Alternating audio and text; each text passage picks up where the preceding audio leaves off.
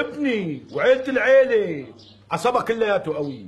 تخيل ابني عمره 5 سنين بيحمل جحش بيد وحده بيرفعه لفوق. جحش؟ ايه. ابني الثاني عمره 11 سنة بيحمل طنبور في حصانين بيدتين وتنتين لفوق. طنبور؟ لك ايه. ابي بينطع الحيط نطحة واحدة بيهد البيت كلياته. نطح؟ لك ايه. جدي عمره 109 سنين. قديش عمره؟ 109 سنين. 109 سنين بيمسك البارودة هيك وبيتعجى. بيتعجى؟ ايه بيدتين وتنتين.